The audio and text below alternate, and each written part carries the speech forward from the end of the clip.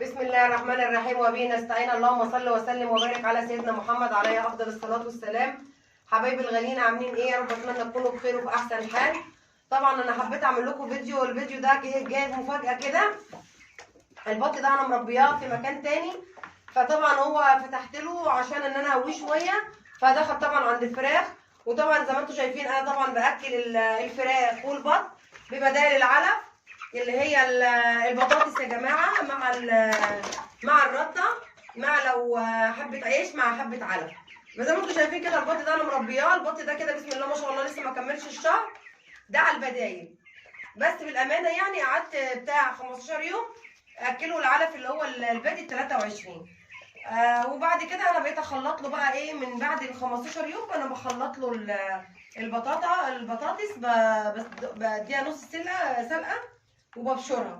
زي ما انتم شايفين انا بربي الفراخ وبربي البط. بس البط انا كنت بشره له هنا اهو، دي البطاطس بتاعت البط بشرها له ناعمه وحاطه له عليها رده، وبحط بفرك مثلا عيش، او انا ما عنديش عيش يعني، بس بعد وقت لما يبقى متوفر عندي بفرك حبه عيش.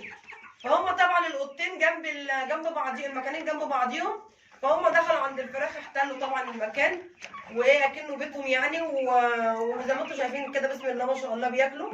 طبعا انا عندي البط ده، انا طبعا عندي بط بفقس في البيت، ما بشتريش بط، ده بطه مطلعهم لي. فبسم الله ما شاء الله زي ما انتم شايفين كده يعني حاجه بسم الله ما شاء الله جميله جدا. زي ما انتم شايفين يعني هم معلش كلهم سود. البط ده مسكوفي، البط ده مسكوفي. انا جبته وناس كتير قالوا ده مش هيربط،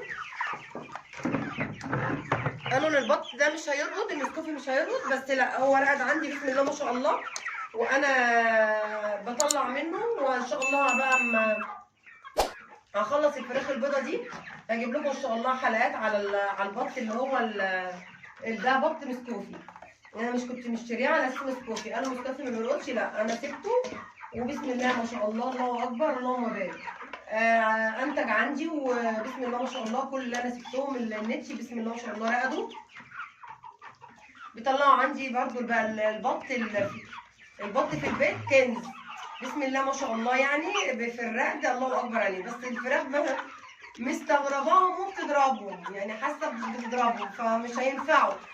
انا بقى احاول انقلهم في مكان تاني، او انا احاول احجز لهم عشان هم مستغربينهم، لان طبعا مش متربيين معاهم، لان احنا ما بنربيش مع الفراخ البط ولا حاجه. فزي ما انتم شايفين بسم الله ما شاء الله حبيت ان اعمل لكم فيديو صغير كده عشان اوريكم طبعا البط. انا عندي البط الصغير ده، وعندي بط تاني لسه صغير يعني ابني كام يوم.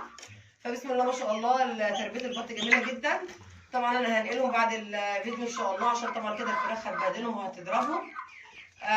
طبعا يا ريت يكون الفيديو طبعا جميل ويكون خفيف على قلوبكم ان شاء الله باذن الله كده.